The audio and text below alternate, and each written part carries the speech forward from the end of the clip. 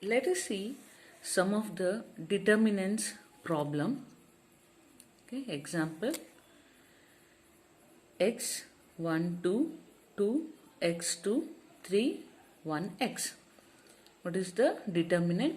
First we have to take this x. For that minor ಯಾವುದು x 2 1 x. So ಆ row ಮತ್ತು ಆ ಕಾಲಮ್ದನ್ನ ಬಿಟ್ಟು ಮಿಕ್ಕಿದ್ದು ಎಕ್ಸ್ ಟು 1x ಬರ್ಕೊಂಡಿದ್ದೀವಿ. ಆ್ಯಂಡ್ ಹಿಯರ್ -1 ಮತ್ತು -1 ಯಾವುದು that row and that column we have removed. That row and the column 2 to 3x plus 2 ಮಾಡಿದಾಗ ಇದ್ರದ್ದು ಕಾಲಮ್ ಮತ್ತು ರೋ ತೆಗೆದಾಗ 2x 3 1 ಬಂತು. 2x 3 1. So we know the 2 by 2 ಮೆಟ್ರಿಕ್ಸ್ದು ಡಿಟರ್ಮಿನೆಂಟ್ ಮಾಡಬೇಕಾದ್ರೆ ಈ ಆಪೋಸಿಟ್ ಡಯಾಗನಲ್ ಮಲ್ಟಿಪ್ಲೈ ಮಾಡಬೇಕು. This one minus this diagonal.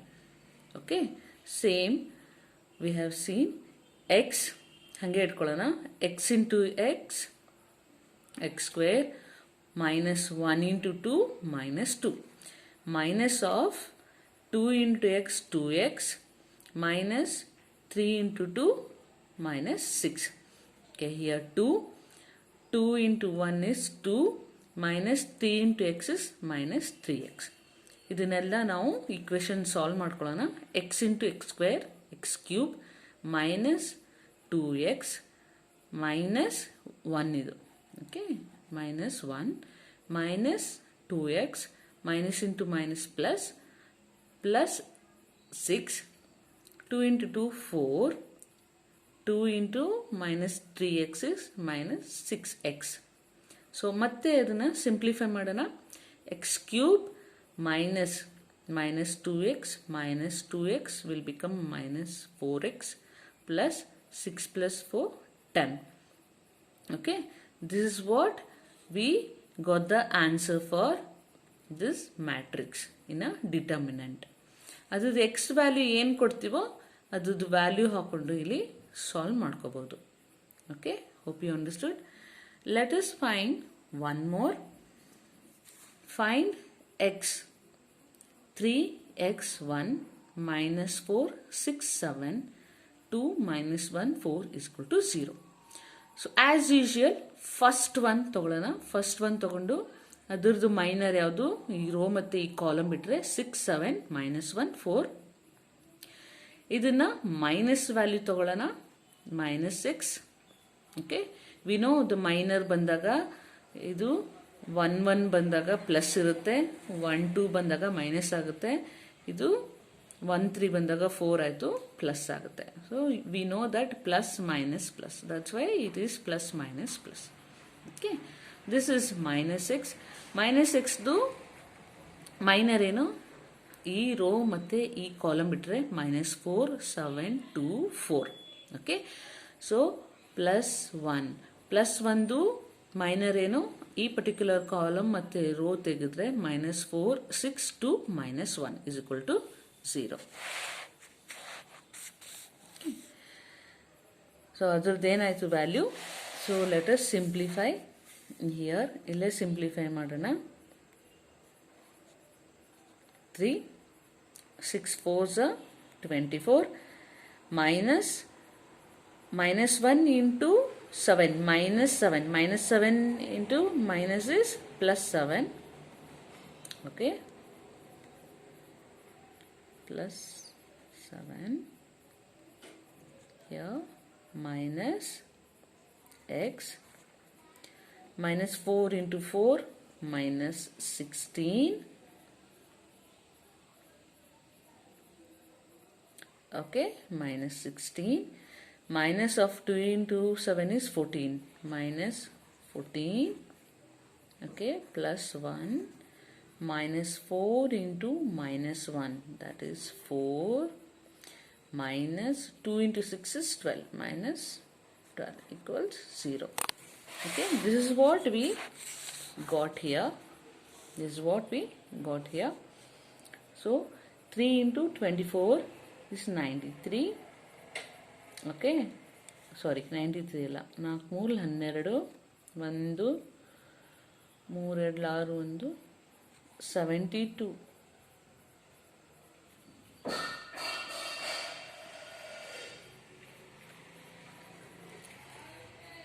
72. 72 and plus 3 into 7, 3 7s are 21,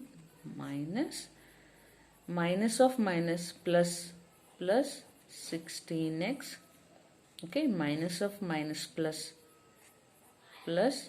14x. Okay, plus 4 minus 12.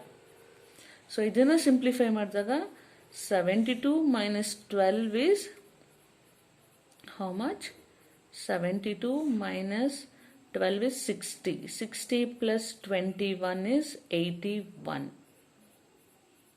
81 plus 4 is 85. Okay, let us see this one. So ಬರೀ ಇಷ್ಟು ಮಾತ್ರ ಮಾಡಿದ್ದಾರೆ ಇಲ್ಲಿ. 72 plus 21 is 93. Here plus 16 plus 14 is 30x minus 8.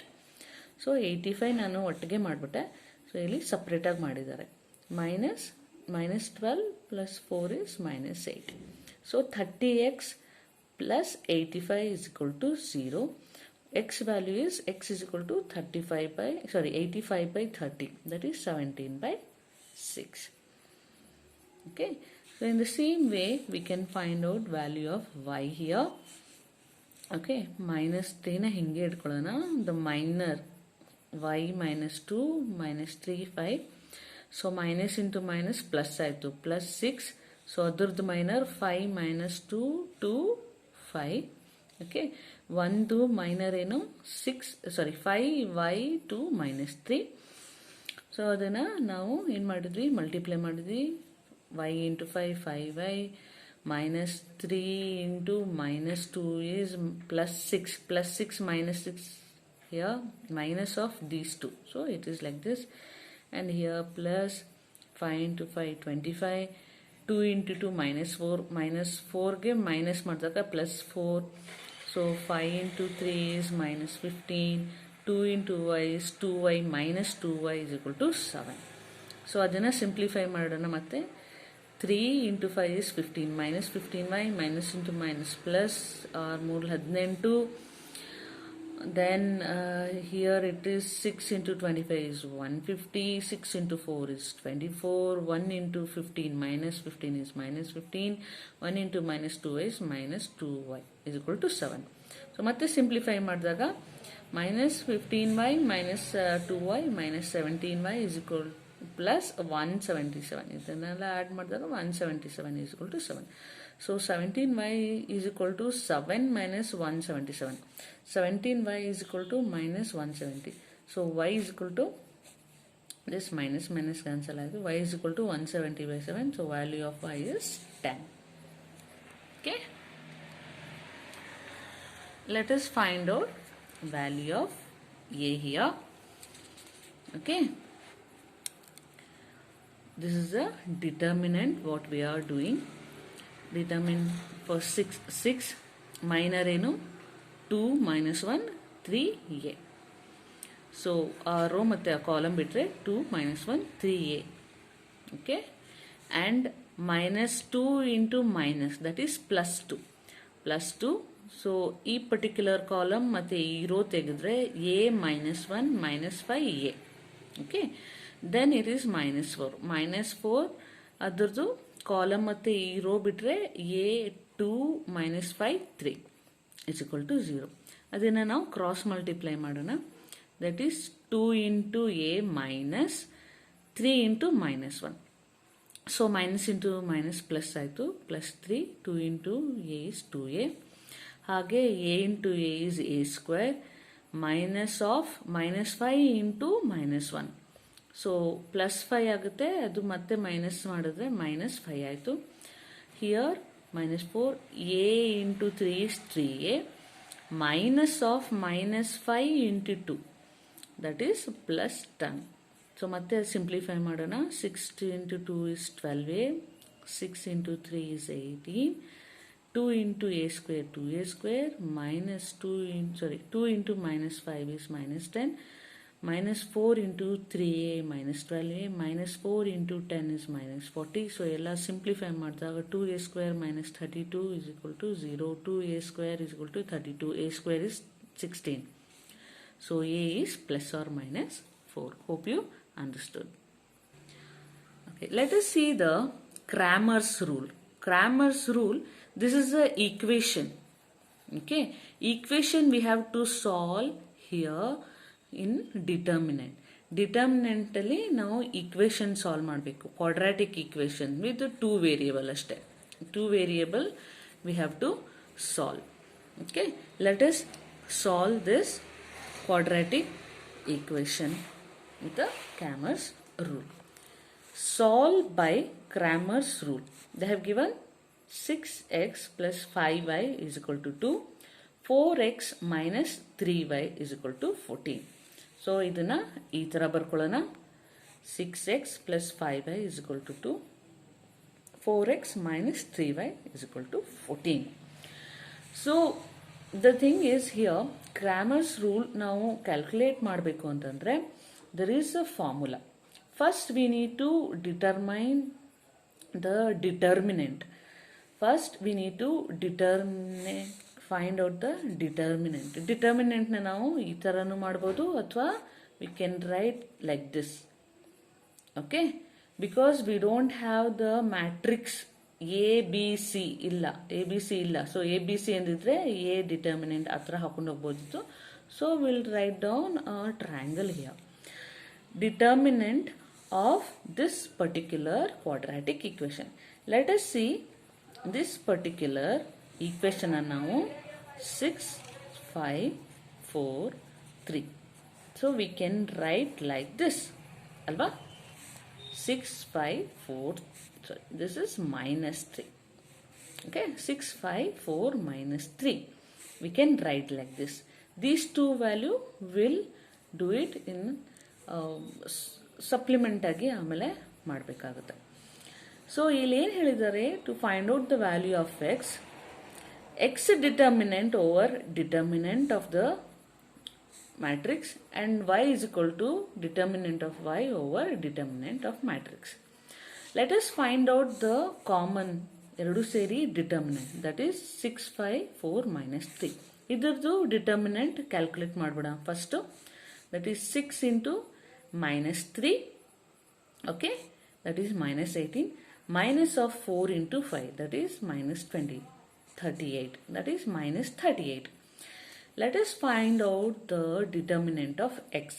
X determinant ಬೇಕು ಅಂದ್ರೆ, see this is x ಅಲ್ವಾ, 6 ಮತ್ತೆ 4, 6, 4 x value, this is y value, 5 minus 3, 5 and minus 3. Instead of x value we are putting these two value. So, equals ಹೊರಗಡೆ ಏನಿದೆ 2 and 14, x ಬದಲಾಗಿ ನಾವೇನ್ ಮಾಡ್ತೀವಿ 214 ಇದ್ರ ಜಾಗದಲ್ಲಿ ಹಾಕೋತೀವಿ. 6, 4 ಬದಲು 214 ಹಾಕೊಂಡು y ಜಾಗದಲ್ಲಿ ಅದನ್ನೇ ಹಾಕೊಳ್ಳೋಣ. So that's how we are finding the determinant of x.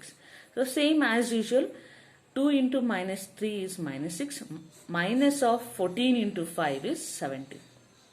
So it is minus 76. ಇಲ್ಲಿ ಡಿಟರ್ಮಿನೆಂಟ್ ಆಫ್ y ಜಾಗದಲ್ಲಿ 5 minus 3 ಬದಲು we'll put 2 and 14. So x 6 by 4 ಹಂಗೆ ಇರುತ್ತೆ. y place 5 minus 3 ಬದಲು 2 and 14 we are putting here. Again the same procedure.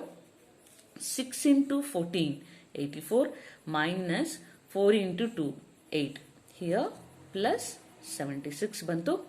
So the formula is x is equal to determinant of x over determinant of the matrix. That is, what is the determinant of x? Minus 76. 76 minus 76 by, this is minus 38. So minus minus hoitu 38 2s are 76. Hage y is equal to determinant of y over determinant of the whole matrix. Determinant of y is 76 over minus 38. So the value is minus 2. We got the value of x and y. Okay, here 2 minus 2. So this is a Cramer's rule. The quadratic equation na ನಾವು determinant ಹಾಕೊಂಡು solve ಮಾಡೋದನ್ನ ನಾವು ಹೇಳ್ತೀವಿ Cramer's rule ಅಂತ ಹೇಳ್ತೀವಿ. Let us solve this. X plus y plus z is equal to 11. 2x minus 6y minus z is equal to 0. 3x plus 4y plus 2z is equal to 0. Okay. What Cramer rule says, okay, let x is equal to determinant of x over determinant the whole determinant, y is equal to determinant of y over the whole determinant, z is equal to determinant of z over determinant. Let us find the determinant of the whole matrix. Matrix ನಾವು X y Z ಏನಿದೆ ಅದ್ರ ಬದಲಾಗಿ 1 ಹಾಕೊಂಡಿದೀವಿ.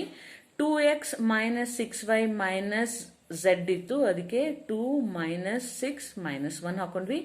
3x plus 4y plus 2z ಅಂತ ಇತ್ತು, so 3 4 2 ಅಂತ ಹಾಕೊಂಡ್ವಿ. Okay, let us find out the determinant. As we know, ಒಂದು minor ತಗೊಳ್ಳೋಣ, -6 -1 4 2. ಓಕೆ, ಹಾಗೆ ಇದು -1 ಆಗುತ್ತೆ. -1 ಇದ್ರದ್ದು ಮೈನರ್ ಏನು 2 -1 3 -2. ಸೊ ಈ ಒಂದು ಮೈನರ್ ಯಾವುದು 2 -6 3 4. Okay, so we have done a simplification here.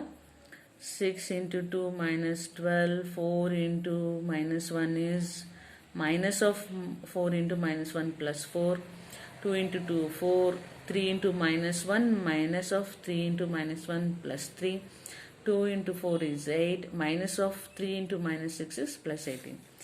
ಆಯ್ತಾ? ಸೊ -8 ಅದನ್ನು ಸಿಂಪ್ಲಿಫೈ ಮಾಡಿದ್ವಿ, -8 -7 plus 26 ಬಂತು. So the whole matrix determinant is 11. We know that equals ಅಂತ ಬಂತಲ್ಲ, we have seen the equation. Okay, equation is like this. So equals ಇಂದ ಹೊರಗೆ ಏನು ಬಂತು 11 0 0. Okay, ಏನು ಬಂತು equation ಹೊರಗೆ 11 0 0. That will put for x value. ಇಲ್ಲಿ ಏನಿತ್ತು x 1 2 3 ಬದಲು 11 0 0 ಹಾಕೊಂಡಿದೀವಿ to find out the determinant of x. ಹಾಗೆ y ಮಾಡ್ಬೇಕಾದ್ರೆ y ಜಾಗದಲ್ಲಿ 11 0 0 ಹಾಕೊಂಡಿದೀವಿ. ಹಾಗೆ z ಮಾಡ್ಬೇಕಾದ್ರೆ z ಪ್ಲೇಸ್ ಅಲ್ಲಿ 11 0 0 ಹಾಕೊಂಡಿದೀವಿ. ಆಸ್ ಯೂಶುವಲ್ ಸೇಮ್ ಡಿಟರ್ಮಿನೆಂಟ್ ನಾವು 3/3 ಮ್ಯಾಟ್ರಿಕ್ಸ್ ಮಾಡ್ಕೋತೀವಲ್ಲ, ಸೇಮ್ ಹಂಗೆ ಮಾಡ್ಕೊಂಡಾಗ ಡಿಟರ್ಮಿನೆಂಟ್ ಆಫ್ ಎಕ್ಸ್ ಇಸ್ -88 ಬಂತು. As usual for determinant of y ಜಾಗದಲ್ಲಿ 11 0 0 ಹಾಕೊಂಡಿದ್ವಿ, ಮಿಕ್ಕಿದ್ದು ಸೇಮ್ ಎಕ್ಸ್ ಮತ್ತೆ ಝೆಡ್ ಹಾಗೆ ಇರುತ್ತೆ. ಸೊ ಅದು ಡಿಟರ್ಮಿನೆಂಟ್ ಆಫ್ y ಇಸ್ -77, ಮತ್ತೆ determinant of z is z ಜಾಗದಲ್ಲಿ 11 0 0 ಹಾಕೊಂಡಿದ್ವಿ. ಸೊ ಅವಾಗ 286 ಬಂತು.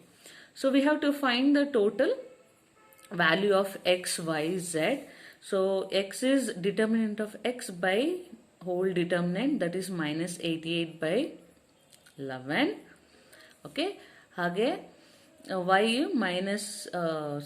determinant of y by determinant and z is 286 by 11. So we got the value of z is 26, y is -7, x is -8. So ಇದೇ ತರ ಎಲ್ಲ problem ಮಾಡ್ಕೊಂಡು ಹೋಗ್ಬೇಕಾಗುತ್ತೆ. ಸೇಮ್ ರೂಲ್ಸ್ ಸೇಮ್ ಫಾಲೋ ಮಾಡಬೇಕಾಗುತ್ತೆ. ಎಕ್ಸ್ ಜಾಗದಲ್ಲಿ ವೈ ಜಾಗದಲ್ಲಿ ಝೆಡ್ ಜಾಗದಲ್ಲಿ ಅದನ್ನ ರೀಪ್ಲೇಸ್ ಮಾಡ್ಕೋಬೇಕಾಗುತ್ತೆ. ರೀಪ್ಲೇಸ್ ಮಾಡಿಕೊಂಡು we have to follow the same procedure of determinant finding the 3/3 matrix.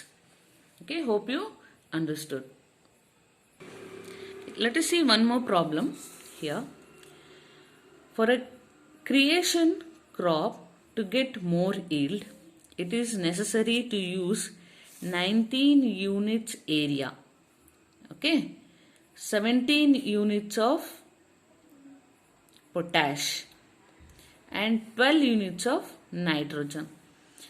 So ಒಂದು ಕ್ರಾಪ್ ಈಲ್ಡ್ ಆಗಕ್ಕೆ ನಮ್ಗೆ ಎಷ್ಟು ಬೇಕು? ಏರಿಯಾ 19 ಯೂನಿಟ್ಸ್ ಏರಿಯಾ ಬೇಕು, 17 ಯೂನಿಟ್ಸ್ ಪೊಟ್ಯಾಶ್ ಬೇಕು, 12 ಯೂನಿಟ್ಸ್ ಆಫ್ ನೈಟ್ರೋಜನ್ ಬೇಕು. Okay, 1 quintal of mixture P contains 142 units of the chemicals. Okay, 1 quintal of mixture P contains 142 units of chemicals. Okay, here the mixture P contains 143 units of chemical. 1 quintal of mixture of Q contains 322 units, and 1 quintal of mixture R contains 432 units of these chemicals respectively. How much of each type of mixture should be used in get the yield more? Solve by using Cramer's rule. See, P mixture contains 142, so that is 1P, 4P, 2P, plus Q contains 322, 3Q, 2Q, 2Q, plus R contains 432, 4R, 3R, 2R is equal to ಏನು ಬಂತು? Area 19, 17 units of potash and 12 units of nitrogen. 19, 7, 12. So by using this we can solve the equation by Cramer's rule. As we know, to solve the Cramer's rule we have P is equal to determinant of P over determinant, Q is equal to determinant of Q over determinant, and R is equal to determinant of R over determinant. Let us find out the determinant. Determinant, 1, 3, 4. As we know, 1, 3, 4, 4, 2, 3, 2, 2, 2. Okay. So same 1, 3, 4, 4, 2, 3, 2, 2, 2. So 1 tagondu minor 2, 3, 2, 2. 2 into 2, 4. 2 into 3 minus 6. Okay, 3 idkondu minus 3 idkondre 4 into 2 8, 2 into 3 6 minus 6. Okay, 4 tagondre 4 into 2 8 minus 2 into 2 4. So we got the value of determinant 8. So let us find the value for P. P ತಗೋಬೇಕಾದ್ರೆ P value ಏನಿದೆ 142 ಬದಲು ನಮಗೆ 19, 17, 12 equals ಇಂದ ಆ side ಇತ್ತಲ್ಲ equation ಅಲ್ಲಿ 19, 17, 12 na hakondu we have done. Once we do this, we get the answer for determinant P is 8. You know the rules. Calculate ಮಾಡ್ಕೊಳ್ಳಿ. ಅದೇ ತರ for determinant of Q ಮಾಡಬೇಕಾದ್ರೆ Q ವ್ಯಾಲ್ಯೂ ಬದಲು 19, 17, 12 ಹಾಕೊಂಡ್ವಿ. Again 1 ಜಾಗದಲ್ಲಿ 1 and 17, 3, 12, 2 ಬರುತ್ತೆ. minus 19 ಅಲ್ಲಿ 4, 3, 2, 2 ಬರುತ್ತೆ. 4 ಅಲ್ಲಿ 4, 17, 2, 12 ಬರುತ್ತೆ. ಅದೆಲ್ಲ ಸಿಂಪ್ಲಿಫೈ ಮಾಡಿದಾಗ will get the answer for 16. So determinant of R ಜಾಗದಲ್ಲಿ 19, 17, 12 ಹಾಕೊಂಡು ಡಿಟರ್ಮಿನೆಂಟ್ನ ಕ್ಯಾಲ್ಕುಲೇಟ್ ಮಾಡಬೇಕು. 1 ತಗೊಂಡಾಗ 2, 17, 2, 12 ಬರುತ್ತೆ. ಸೊ ಕ್ರಾಸ್ ಮಲ್ಟಿಪ್ಲೈ ಮಾಡಬೇಕು. ಹಾಗೆ -3 ತಗೊಂಡಾಗ 4, 17, 2, 12. 4 into 12, 2 into 17 ಮಾಡಬೇಕು. ಹಾಗೆ 19 ತಗೊಂಡಾಗ 4, 2, 2, 2 ಮಾಡಬೇಕು. So once we simplify, we'll get the determinant of R is 24. Let us find the value for P. Determinant of P by determinant 8 by 8 is 1.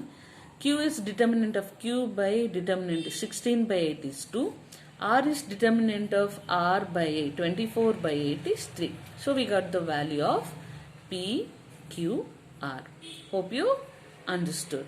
So ಇದೇ ತರ ಯಾವುದೇ ಪ್ರಾಬ್ಲಮ್ ಇದ್ರೂ ಡಿಸ್ಕ್ರಿಪ್ಟಿವ್ ಪ್ರಾಬ್ಲಮ್ ಅದನ್ನ equation ಆಗಿ ಕನ್ವರ್ಟ್ ಮಾಡಿಕೊಂಡು Cramer's ರೂಲಲ್ಲಿ ಇದನ್ನ solve ಮಾಡಬೇಕಾಗುತ್ತೆ.